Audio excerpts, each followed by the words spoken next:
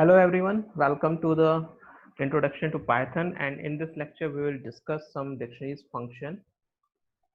So let's start over our first function. Our first function is the clear function. So basically it removes all the elements from the dictionary and it returns a empty dictionary object.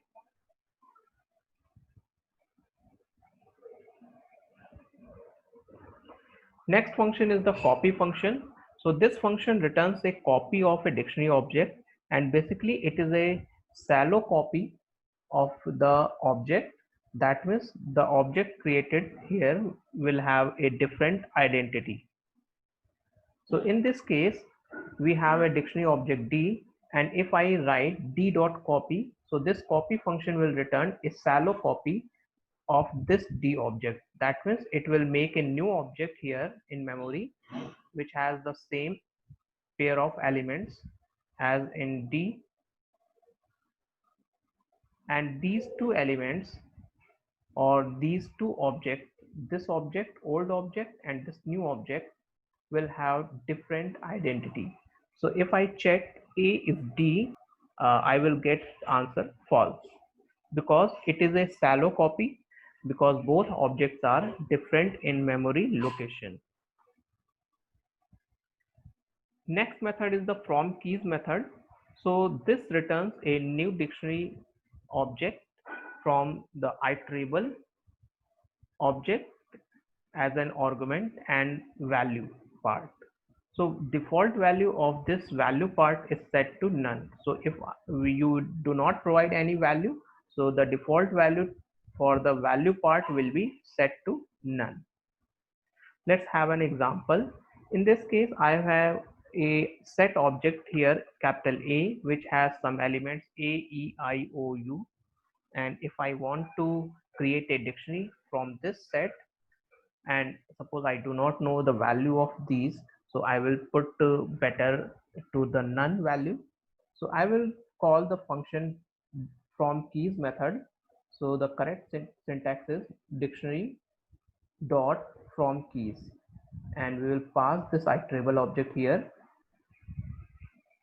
So this will return a dictionary object which has keys of this iterable object A, U, O, E, and I. So you may wonder why they are not in order, because dictionary is an unordered collection of elements. So you cannot say they will appear in the same order as they are in the iterable object.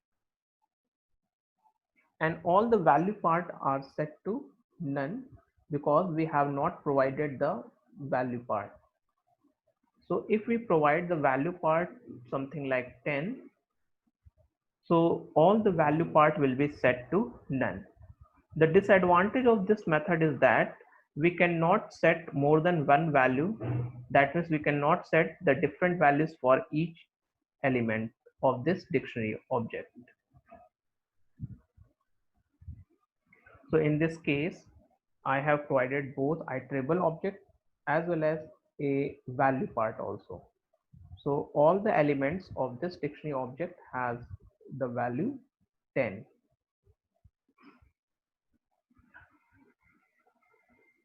Next function is the get method. So get method works as a subscript operator, and it returns the respective value of the dictionary element. Let's have an example. In this case, if I call d.get2, so this will return the respective value here. So here the key part 2 has a value 40, so this will return us answer 40. And suppose if I write something like d dot get, and the key which does not exist here, and I write something like 4, and then I can write also a optional part, suppose 1000, and if this key does not exist here, so I will get this default value if I have provided, otherwise this will produce an error. Next function is the items method. So this returns the dictionary's element in pairwise. So if I call d.items method, so this will return the pair of key and value as a tuple, and this returns a set like object over which we can iterate. So if you can use the for loop, you can write also like for I comma j in d dot items, and then we can use this I and j. That means if we want to print it, we can print the value of I and j respectively. We have a keys function which returns the keys of the dictionary. So it returns a set like object which has keys of dictionaries element. So in this case, this object D has element three elements which has keys 1, 3 and 4. So keys method will return all the keys part, and again we can iterate over it.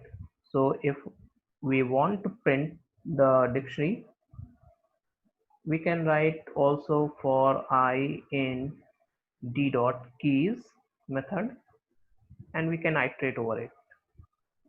So basically, if we want to print the value of this dictionary, we can also use the print d of I. So this is the one way to print the elements of the keys of the dictionary. Similarly, we have a function values function which returns the value part of a dictionary, and it also provides a set like object. So in this case, this will return the values of dictionary elements. Like in this case, these are the values and they will be returned by this function d dot values.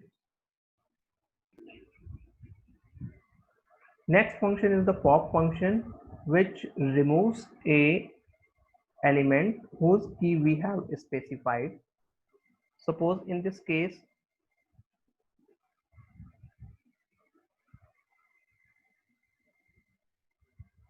if I write something b dot pop 4, so this key value pair which has a key 4 will be popped out from this dictionary.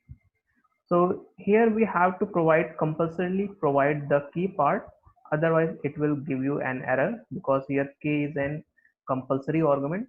And suppose this key does not exist. Suppose I call something like b dot pop 10.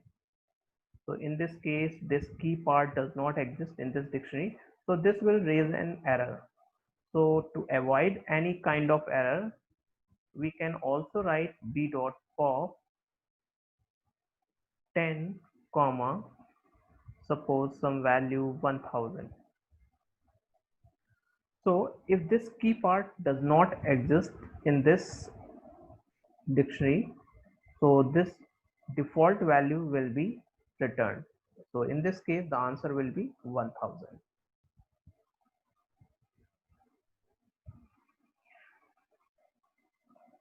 Similar like pop function, we have a function pop item which removes any key value pair elements. So it arbitrarily remove one element from the dictionary. So in this case, it has popped out element 525, and this element will be represented in a tuple format. So pop item function will always remove one element. This element could be any element. It is not necessary that it is always the last element, because the elements of the dictionary are unordered. So it could be any element which is popped out. So pop function must take one argument, which is the key part, but pop item method does not take any key or value part.